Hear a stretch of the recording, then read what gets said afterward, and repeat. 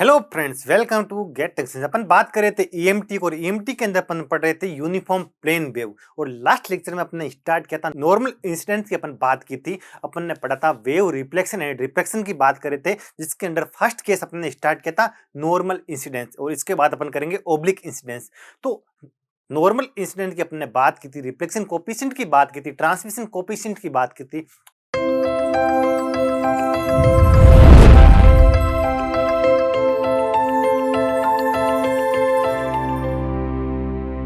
आज अपन बात करने वाले हैं स्टैंडिंग वेव रेशियो क्या होता है, इसकी बात अपन करने वाले हैं। तो आज आप हेडिंग डालो स्टैंडिंग वेव रेशियो। आज अपन बात करने वाले हैं स्टैंडिंग वेव रेशियो की। किसकी बात करने वाले हैं? स्टैंडिंग वेव रेशियो की अपन बात करने वाले हैं। तो आज आप हेडिंग डालो स्टैंडिंग वेव रेशियो। जो अपन ने ये टॉपिक पढ़ने से पहले आपको लास्ट लेक्चर पढ़ना चाहिए, तब आपको ये समझ में आएगा। अपन ने ये एज्यूम करके चला था कि अपन की कोई इंटरफेस है दोनों दो मीडियम के बीच की। ये मेरा क्या था? z equal to 0। ये मेरा पॉजिटिव z था, ऊपर मेरा x था और बाहर की ओर क्या था? y था। ये अपन ने एज्यूम करके चला। अब अपन बात करते हैं स्टैंडिंग वेव रेशियो की। मैंने इस मीडियम का एज्यूम कर दी, परमिएबिलिटी म्यू 1 है, परमिटिविटी एप्सिलॉन 1 है, और सिग्मा इस मीडियम को मैंने लॉसलेस एज्यूम कर दिया। कैसा एज्यूम कर दिया? इस मीडियम को मैंने लॉसलेस एज्यूम कर दिया। सिग्मा की वैल्यू कितनी एज्यूम कर दी? 0 एज्यूम कर दी। यानी इस मीडियम को एक परफेक्ट डाइलेक्ट्रिक मीडियम मैंने एज्यूम करके चलता हूं, और मीडियम 2 को भी मैं एक परफेक्ट डाइलेक्ट्रिक मीडियम ही एज्यूम करके चलूंगा। मीडियम 1 भी मेरा एक परफेक्ट डाइलेक्ट्रिक है, मीडियम 2 भी मेरा परफेक्ट डाइलेक्ट्रिक है, मीडियम 1 भी मेरा लॉसलेस मीडियम है, मीडियम 2 भी मेरा कैसा है? लॉसलेस मीडियम है। और ये मेरी मान लो इंसिडेंट वेव है, और ये मेरे रिफ्लेक्टेड वेव होगी एक, और एक वेव मेरी ट्रांसमिटेड वेव होगी। और इंसिडेंट वेव के साथ जो इलेक्ट्रिक फील्ड एसोसिएटेड होती हैं, वो मैंने इसको हमेशा एक्स एक्स एज्यूम करूंगा, इस एक्स को एज्यूम करूंगा जेड एक्स, क्योंकि ये मेरा 4z इज ग्रेटर देन 0 है, और ये मेरी 4z इज लेस देन 0 है। जो अपने फर्स्ट लेक्चर में एज्यूम किया वो मैं एज्यूम करके चल रहा हूँ। और ये x है तो x क्रॉस y क्या होना चाहिए? z होना चाहिए। तो y हो जाएगा आपका, नॉर्मली आउटवर्ड आपका y हो जाएगा। आई होप यहाँ तक आपको समझ में आ गया होगा। ये मेरी इंसिडेंट वेव है, तो ये मेरी इंसिडेंट होगी। इसके साथ इलेक्ट्रिक फील्ड, इसके साथ जुड़ी इलेक्ट्रिक फील्ड इधर हो जाएगी x एक्स के अलोंग, और y एक्स के अलोंग क्या हो जाएगी? HIS हो जाएगा। और इसके साथ जुड़ी हुई इलेक्ट्रिक फील्ड हो जाएगी, ट्रांसमिटेड वेव है तो ETS हो जाएगी, और मेरा इसके साथ जुड़ी हुई मैग्नेटिक फील्ड क्या हो जाएगी? HTS YX के अलोंग हो जाएगी। और इसके साथ जुड़ी हुई इलेक्ट्रिक फील्ड तो सेम ही रहेगी, अपन ने सेम ही एज्यूम किया है XX के अलोंग। लेकिन अब मेरी मैग्नेटिक फील्ड क्या हो जाएगी? ऑपोजिट हो जाएगी, नॉर्मली इनवर्ट हो जाएगी, यानी -A वाई कैप की तरफ हो जाएगी। आई होप यहाँ तक आपको समझ में आ गया होगा। ये अपने सारी की सारी चीजें लास्ट लेक्चर में एज्यूम करके चले थे। आई होप यहाँ तक आपको समझ में आ गया होगा। अब मैं बात करता हूँ मीडियम 1 के अंदर नेट इलेक्ट्रिक फील्ड की। किसकी? नेट इलेक्ट्रिक फील्ड, जो कि इंसिडेंट और रिफ्लेक्टेड के इक्वल होगी। देखो मीडियम 1 के अंदर कितनी वेव ट्रेवल कर रही है? 2 वेव ट्रेवल कर रही है। एक ट्रेवल कर रही है पॉजिटिव जेड में, एक ट्रेवल कर रही है माइनस जेड में ट्रेवल कर रही है। तो इनके बीच में इंटरफेस होगा, तो इनकी रिजल्टेंट की बात करते हैं। रिजल्टेंट इलेक्ट्रिक फील्ड किसके इक्वल होगी? EIS प्लस ERS के इक्वल होगी। और आपको पता है EIS किसके इक्वल होगा? जब अपन ने वेव इक्वेशन सोल्व की तो आपको पता है EIS किसके इक्वल होता है? सबसे पहले तो क्या आता है? कांस्टेंट आता है। फिर अगर मेरी EIS वेव ट्रेवल कर रही है प्लस जेड में ट्रेवल करती है तो यह नेगेटिव आता है, और मीडियम 1 है तो क्या आ जाएगा? गामा 1 जेड आ जाएगा, और ये क्या हो जाएगी? AX कैप हो जाएगी। फिर क्या है? रिफ्लेक्टेड है तो क्या हो जाएगी? ER0। और रिफ्लेक्टेड वेव आपकी -z में ट्रेवल करती है। किसमें? -z में। तो यहाँ E की पावर क्या आ जाएगा? Gamma 1 Z. और इसकी डायरेक्शन भी मैंने क्या एज्यूम कर रखी है? एक्स कैप ही एज्यूम कर रखी है। आई होप यहाँ तक आपको समझ में आ गया होगा। तो देखो, अगर मेरा मीडियम 1 लॉसलेस है तो देखो अल्फा 1 की वैल्यू कितनी हो जाएगी? 0। तो गामा 1 ओनली किसके इक्वल होगा? जे बीटा 1 के इक्वल होगा या नहीं होगा? यहाँ से अगर मैं इसकी वैल्यू इधर पुटअप करूंगा तो मेरे को E1s है। ये क्या है? रिजल्टेंट है E1s। तो देखो मेरे E1s की वैल्यू किसके इक्वल मिलेगी? देखो EI0 E की पावर यहाँ क्या आ जाएगा? -j beta 1 Z AX cap. यहाँ क्या आ जाएगा? प्लस ER0 e की पावर j बीटा 1z और यहाँ पे क्या आ जाएगा ए एक्स कैप आ जाएगा। आई होप यहाँ तक आपको समझ में आ गया होगा। और इस इक्वेशन को ई आई नॉट ई की power minus J beta 1z A X cap plus E R naught E की power J beta Z A X cap. I hope यहाँ तक आपको समझ में आ गया होगा। और लास्ट लेक्चर के अंदर अपने रिफ्लेक्शन कोफिशिएंट की बात की थी और जब अपने रिफ्लेक्शन कोफिशिएंट की बात की तो मैंने इलेक्ट्रिक फील्ड की रिफ्लेक्शन कोफिशिएंट किसके इक्वल था E R naught upon E I note के इक्वल था। किसके इक्वल था E R naught upon E I note के, जो अपने लास्ट लेक्चर के अंदर बात की थी। और यहाँ से अगर ई आर नोट की वैल्यू फाइंड आउट करूंगा तो reflection coefficient for electric field into E I note के इक्वल होगा या नहीं होगा, बिल्कुल इसके इक्वल होगा। और ये वैल्यू अगर मैं इधर पुट अप करूंगा तो मेरे को E1s किसके इक्वल मिल जाएगा, E1s equal to E I naught A की power minus J beta 1z A X cap plus क्या हो जाएगा यहाँ टो ई आ जाएगा, क्या reflection coefficient for electric field into E I naught A की पावर प्लस का जे बीटा जेड बीटा 1z और ए एक्स कैप मिल जाएगा। आई होप यहाँ तक आपको समझ में आ गया होगा। और अगर मैं E1s को फिर से थोड़े रीअरेंज करूं तो E1s किसके मिल जाएगा, ई आई नोट बाहर आ जाएगा, दोनों से कॉमन आ जाएगा। और यहाँ कितना बचेगा ई की पावर माइनस, यहाँ बचेगा ई की power minus J beta 1z plus कितना आ जाएगा reflection coefficient for electric field into E की पावर प्लस जे बीटा 1z और पीछे क्या आ जाएगा अपन का ए एक्स कैप आ जाएगा। आई होप यहां तक आपको समझ में आ गया होगा। ये अपन की net electric field medium 1 for a lossless medium. Medium कैसा होना चाहिए, लॉसलेस मीडियम होगा तो ये अपन की इक्वेशन बन जाएगी। ये मान ले इक्वेशन बन गई 1। सेकंड अब मैं ले रहा हूं केस नंबर 1। क्या ले रहा हूं, केस नंबर 1। केस नंबर 1 के अंदर मैं ले रहा हूं जब मेरा intrinsic impedance of medium 1 is greater then intrinsic impedance of medium 1। 2 का इंट्रिंसिक इंपेडेंस मीडियम 1 से ज्यादा है तो आपको पता है इलेक्ट्रिक फील्ड रिफ्लेक्शन कोफिशिएंट अपन ने फाइंड आउट किया था फॉर इलेक्ट्रिक फील्ड, वो था ईटा 2 माइनस ईटा 1 अपॉन ईटा 2 प्लस ईटा 1 था। जब ईटा 2 की वैल्यू ईटा 1 से ज्यादा होगी तो इसका मतलब मैं ये कह सकता हूं ना कि इलेक्ट्रिक फील्ड का रिफ्लेक्शन कोफिशिएंट क्या होगा, पॉजिटिव होगा या नहीं होगा। केस 1 ले रहा हूं जिसके अंदर reflection coefficient for electric field क्या है, पॉजिटिव है। ये मैंने इसका मतलब ये क्या है, ये एक पॉजिटिव क्वांटिटी, नेगेटिव हो सकती है लेकिन मैंने फर्स्ट केस के अंदर पॉजिटिव एज्यूम करके चला। तो देखो अब मैं ये मेरा केस नंबर 1 है और इसके अंदर मैं एक फर्स्ट ले रहा हूं फॉर मैक्सिमा, यानी इस जब दो वेव आपस में इंटरफेस करेंगे तो कहीं ना कहीं मैक्सिमा बनेगा और कहीं कहीं मिनिमा बनेगा। कहाँ मैक्सिमा अकर होगा, कहाँ मिनिमा अकर होगा, ये अपन बात करें। आपने 12th के अंदर इंटरफेस पढ़ चुके होंगे। दो जब वेव ऑपोजिट डायरेक्शन में ट्रेवल करती हैं जब, तो इनके बीच में इंटरफेस होता है तो क्या होता है, इंटरफ्रेंस होता है ना, तब अपन का कहीं ना कहीं तो मैक्सिमा अकर होता है और कहीं कहीं मिनिमा अकर होता है। उसकी बात अपन करने वाले हैं। मैक्सिमा कहाँ अकर होगा, जब इसकी वैल्यू मैक्सिमम कब होगी, ये तो पॉजिटिव क्वांटिटी, ये भी पॉजिटिव है और ये एक्स कैप, जब मेरा ये वाला टर्म और ये वाला टर्म एक ही फेज में होगा ना, जब e की power minus J beta 1z और e की पावर प्लस जे बीटा 1z एक ही फेज में होंगे। एक फेज में मतलब यानी इसका फेज और इसका फेज इक्वल होगा ना, तो उस कंडीशन में अपन को क्या करोगा, मैक्सिमा ही करोगा। जब कभी भी किसी मीडियम के अंदर दो वेव एग्जिस्ट करती हैं, ऑपोजिट डायरेक्शन में ट्रेवल करती हैं, तो उसके बीच में इंटरफ्रेंस होता है। क्या होता है, इंटरफ्रेंस होता है और इंटरफ्रेंस के कारण कहीं कहीं मैक्सिमा बनता है और कहीं कहीं मिनिमा बनता है। उसकी बात अपन करने वाले हैं।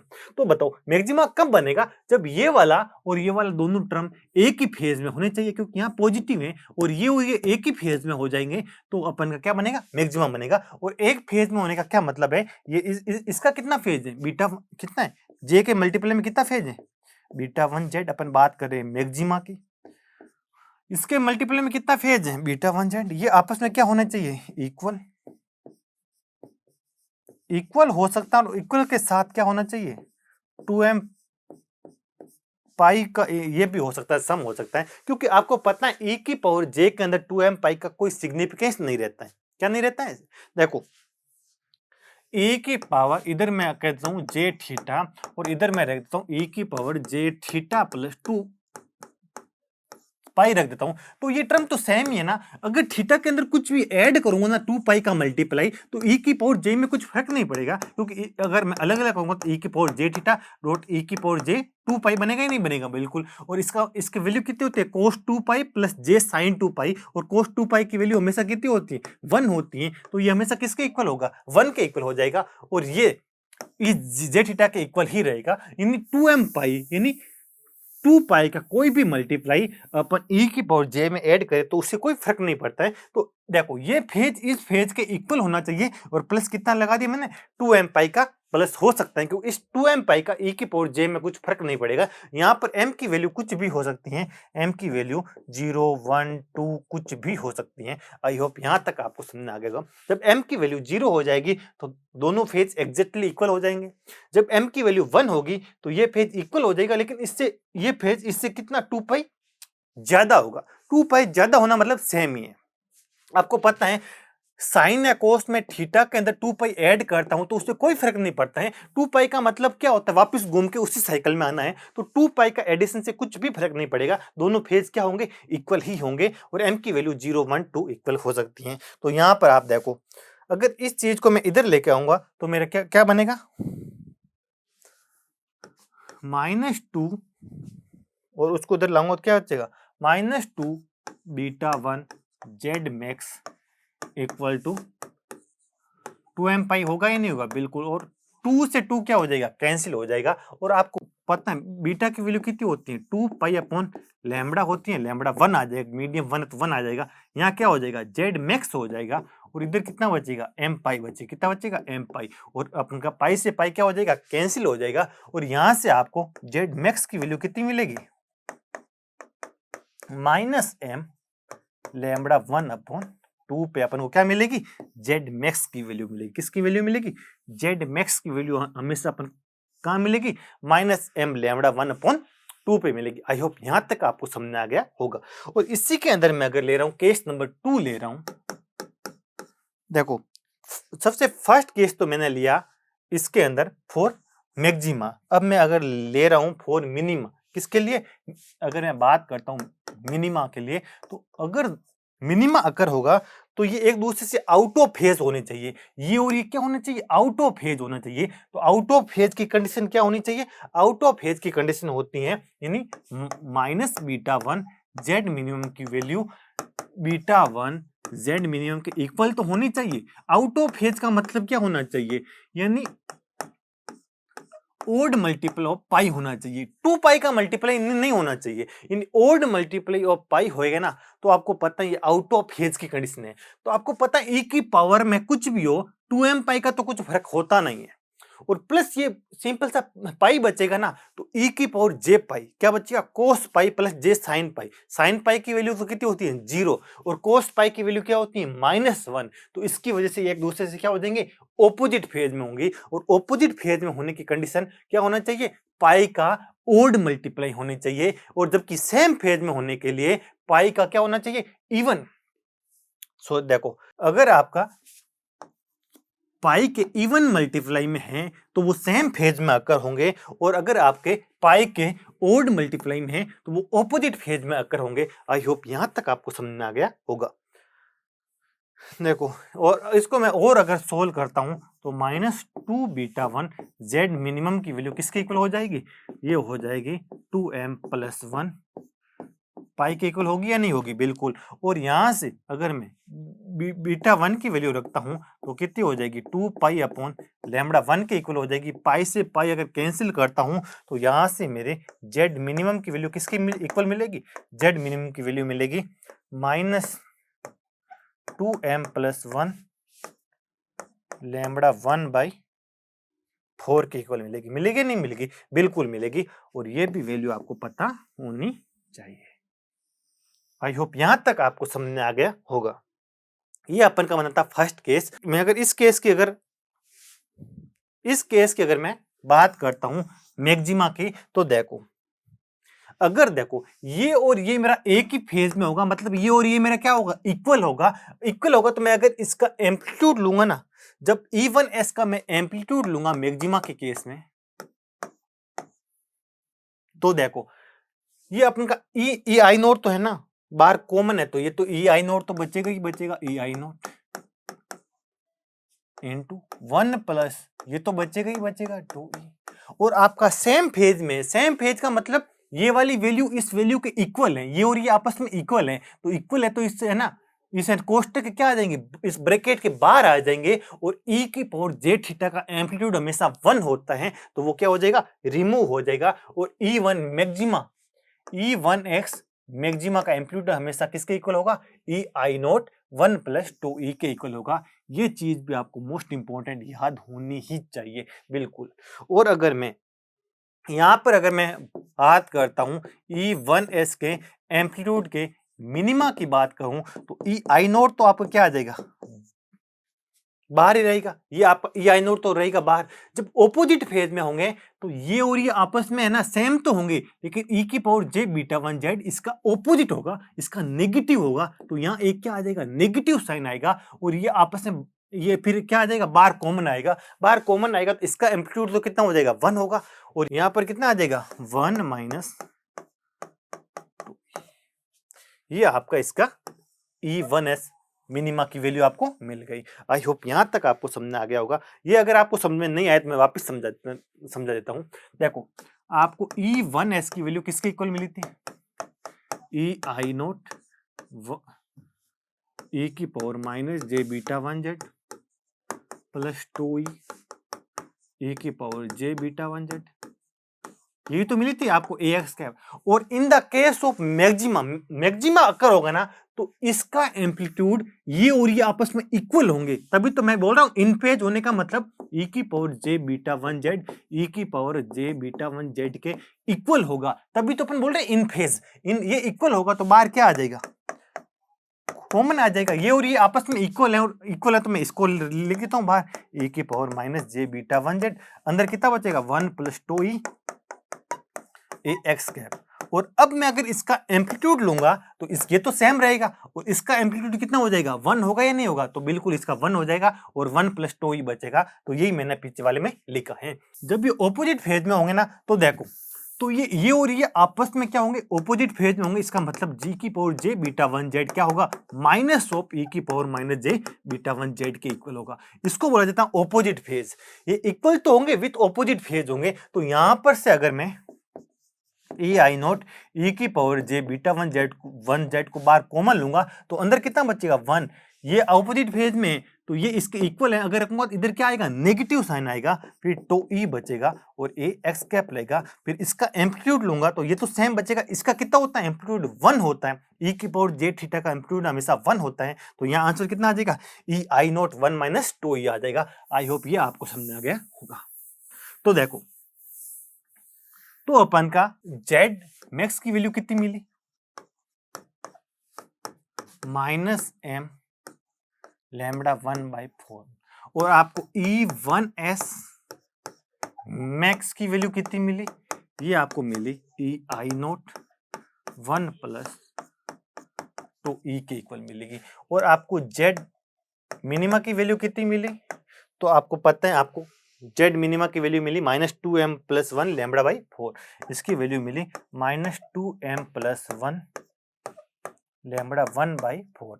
और आपको ये भी पता होना चाहिए कि E1s मिनिमा की वैल्यू कितनी मिलेगी आपको, ये आपको मिलेगी ई आई नोट है, इसकी वैल्यू किसके इक्वल हो जाएगी, ई आई नोट, और यहाँ 1 - 2 इक्वल हो जाएगी। आई होप यहाँ तक आपको समझ आ गया। ये चारों रिजल्ट मोस्ट इंपॉर्टेंट है, आपको याद होने ही चाहिए। अब अगर मैं इसका ग्राफ बनाऊं, ये मान लो मेरा जेड अक्ष है, क्या ये मेरा जेड अक्ष है, और ये मेरा ऊपर एक्स अक्ष है, और अपन क्या बाहर की ओर क्या है वाई अक्ष है, और ये मेरी क्या है जेड = 0 इंटरफेस है, क्या है इंटरफेस है। तो आपको पता है यहाँ पर आप m की वैल्यू कुछ भी पुटअप कर सकते हो, m की वैल्यू 0 1 2 कुछ भी पुटअप हो सकती है। तो m की वैल्यू अगर मैं 0 रखूंगा तो मेरे को बताओ, यहाँ m की वैल्यू 0 रखूंगा तो जेड मैक्स की वैल्यू कितनी मिलेगी, 0 मिलेगी, और यहाँ m की वैल्यू 0 रखूंगा तो जेड मिनिमा की वैल्यू कितनी मिलेगी, -λ1/4। तो मेरे को बताओ बाउंड्री पे क्या अकर होगा, बाउंड्री पे मैक्सिमा अकर होगा या मिनिमा अकर होगा, तो आपको पता है बाउंड्री पे क्या अकर होगा, मैक्सिमा अकर होगा। मोस्ट इंपॉर्टेंट रिजल्ट है, क्योंकि m की वैल्यू 0 पुटअप करोगे तो इसकी वैल्यू 0 मिलेगी और इसकी वैल्यू क्या मिलेगी, अपन को नॉन जीरो मिलेगी। तो आपको पता है बाउंड्री पे हमेशा क्या करोगा, मैक्सिमा करोगा। तो फिर अपन ने जो अभी रिजल्ट फाइंड आउट किया उसकी बात करते हैं। सबसे पहले मैं अगर बात करता हूँ जेड मैक्सिमा की बात करता हूँ, तो अपन को पता है जेड मैक्सिमा आकर कहाँ का होता है, माइनस एम लैम्बडा 1/2 पे आकर होता है। और आपको पता है E1s का मैक्सिमम वैल्यू किसके इक्वल होता है, वो इक्वल होता है EI0 1 प्लस 2E के इक्वल होता है। किसके इक्वल होता है, 2E के इक्वल होता है। आई होप यहाँ तक आपको समझ आ गया होगा। और मैं बात करता हूँ जेड मिनिमा कहाँ आकर होगा, मिनिमा आपको पता है मिनिमा आकर होगा 2m + 1 लैम्बडा 1/4 पे आकर होगा। और जेड मिनिमा का अगर मैं एम्पलीट्यूड की बात करता हूँ, अगर इसके एम्पलीट्यूड की बात करूंगा तो वो एम्पलीट्यूड इक्वल होगा EI0 1 - 2E के इक्वल होगा। किसके इक्वल होगा, EI0 1 - 2E के। और यहाँ पर m की वैल्यू आप कुछ भी पुटअप कर सकते हो, 0 1 2 3 कुछ भी पुटअप कर सकते हो। तो m की वैल्यू अगर ये पुटअप करोगे तो आपका बताओ मेरे को मैक्सिमा कहाँ कहाँ करोगा, एक तो करोगा एकर होगा एट द इंटरफेस, जहां पर वो दोनों मीडियम मिल रहे हैं ओरिजिन पे, 0 पे होगा। सेकंड होगा माइनस लैम्बडा बाई 2 पे, थर्ड होगा माइनस लैम्बडा पे, ऐसी चलेगी। और अगर मैं इसकी बात करता हूँ जेड मिनिमा कहाँ का कर होगा, तो आपको पता है फर्स्ट मिनिमा कर होगा माइनस लैम्बडा बाई 4 पे, थर्ड अकर होगा, बताओ एम की वैल्यू जब 1 पुट करूंगा तो वो अकर होगा -3 लैम्बडा बाई 4 पे, ऐसे ऐसे करके अकर होंगे। आई होप यहाँ तक आपको समझ आ गया होगा। और अगर इसका मैं ग्राफ बनाने की कोशिश करूं तो ग्राफ कुछ ऐसा बनेगा। ये इसको मैं ले रहा हूं ZX, क्या ले रहा हूं, ZX ले रहा हूं। और इसको मैं ले रहा हूं मीडियम 1 के अंदर नेट इलेक्ट्रिक फील्ड का एम्पलीट्यूड ले रहा हूं। और आपको पता है इंटरफेस पे हमेशा क्या करोगा, इंटरफेस पे आपको पता है Z = 0 पे क्या करोगा, मैक्सिमा करोगा। क्या करोगा, मैक्सिमा करोगा। ये आपका कुछ ऐसा होगा। अगर आप यहाँ पर आपका मैक्सिमा अकर होगा और इसका एम्पलीट्यूड किसके इक्वल होगा, EI0 1 - 1 + 2E के इक्वल होगा। और यहाँ आपका मिनिमा अकर होगा और इसका एम्पलीट्यूड किसके इक्वल होगा, EI0 1 - 2E के इक्वल होगा। आपका मैक्सिमा एक तो अकर होगा 0 पे, सेकंड मैक्सिमा अकर होगा माइनस लैम्बडा 1/2 पे, थर्ड मैक्सिमा अकर होगा माइनस लैम्बडा 1 पे अकर होगा। और अगर मैं मिनिमा की बात करता हूं तो फर्स्ट मिनिमा अकर होगा माइनस लैम्बडा बाई 4 पे, सेकंड मिनिमा अकर होगा -3 लैम्बडा बाई 4 पे, जो अपन ने पीछे फाइंड आउट कर रहे ऐसे चलेगा। तो आपको यह पता होना चाहिए दो मैक्सिमा के बीच की डिस्टेंस कितनी है, लैम्बडा 1/2 है। और ऐसे कैसे दो है मिनिमा के बीच की डिस्टेंस भी कितनी है, लैम्बडा 1/2 है।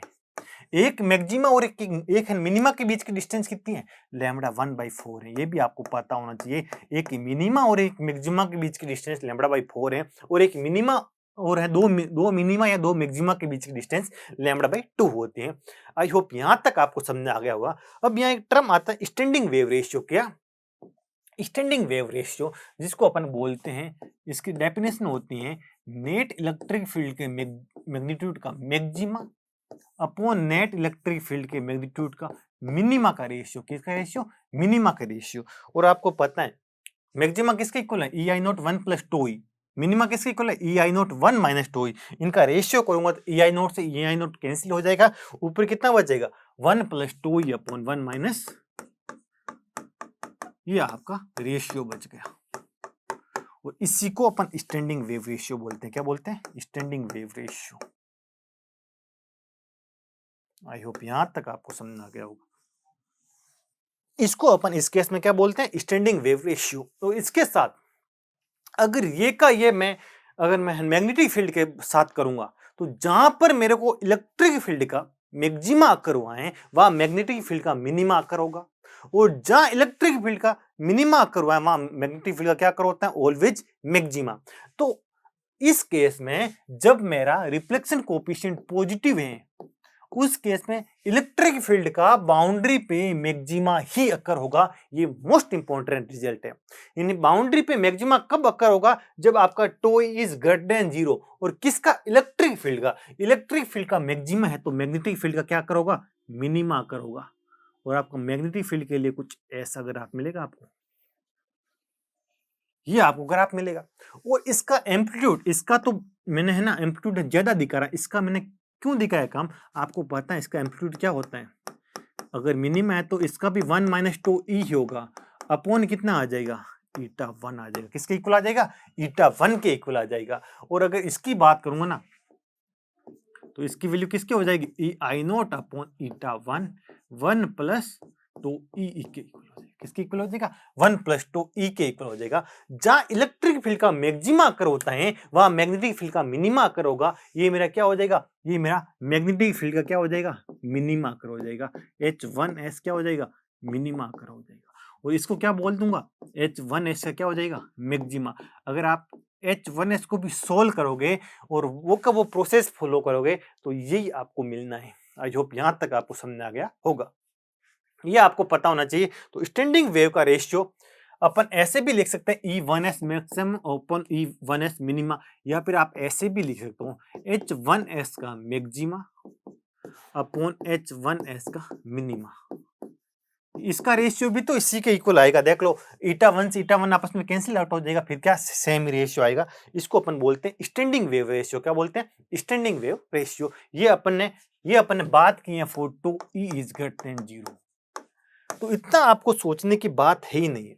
अगर आपको दिखे नॉर्मल इंसिडेंस का केस हो, फर्स्ट केस तो क्या है, नॉर्मल इंसिडेंस। सेकंड, दोनों मीडियम कैसे हो, लॉसलेस मीडियम। कंडीशन अच्छे से सुनना, आपको कोई फॉर्मूला रटने की जरूरत नहीं होगी। कंडीशन है दोनों मीडियम क्या होने चाहिए, लॉसलेस। फर्स्ट कंडीशन है दोनों मीडियम कैसे हो, अगर आपको दोनों मीडियम लॉसलेस दिखे, कैसे दिखे, लॉसलेस, यानी दोनों मीडियम का सिग्मा कितना होना चाहिए, 0 होना चाहिए। सेकंड क्या होना चाहिए, ईटा 2 ईटा 1 से क्या होना चाहिए, ज्यादा होना चाहिए। मीडियम 2 का इंट्रिंसिक इंपेडेंस मीडियम 1 के इंट्रिंसिक इंपेडेंस से ज्यादा होगा। तो उस केस में आपको क्या पता होना चाहिए, उस केस में ये रिजल्ट आपको पता होना चाहिए। कोई रॉकेट साइंस नहीं है, सिंपल है। ये रिजल्ट आपको पता होना चाहिए। जब दोनों मीडियम लॉसलेस हैं और तब आपको पता है बाउंड्री पे क्या होगा। इस केस में आपको दिमाग में बस एक बात याद रखनी है कि इस केस में आपके बाउंड्री पे इलेक्ट्रिक फील्ड का मैक्सिमा अकर होगा। क्या अकर होगा, इलेक्ट्रिक फील्ड का मैक्सिमा अकर होगा। तो आपको इलेक्ट्रिक फील्ड का मैक्सिमा बना देता है बाउंड्री पे, फिर आपको ग्राफ बना देना है। ये बना दिया। यहां पर क्या होगा, मैक्सिमा, और मैक्सिमा की वैल्यू हमेशा आपको पता होना चाहिए ई आई नॉट 1 प्लस किसके इक्वल होगा, टू ई के इक्वल होगा। किसके इक्वल होगा, 1 प्लस टू ई के इक्वल होगा। और इसकी वैल्यू किसके इक्वल हो जाएगी, E I naught 1 minus two E के इक्वल होगी या नहीं होगी, बिल्कुल। और आपको ये पता होना चाहिए दो मैक्सिमा के बीच की डिस्टेंस हमेशा लैम्बडा बाई 2 होती है। ये अगर 0 पे आए तो ये सेकेंड मेरे को मैक्सिमा माइनस लैम्बडा 1 बाई 2 पे मिलेगा।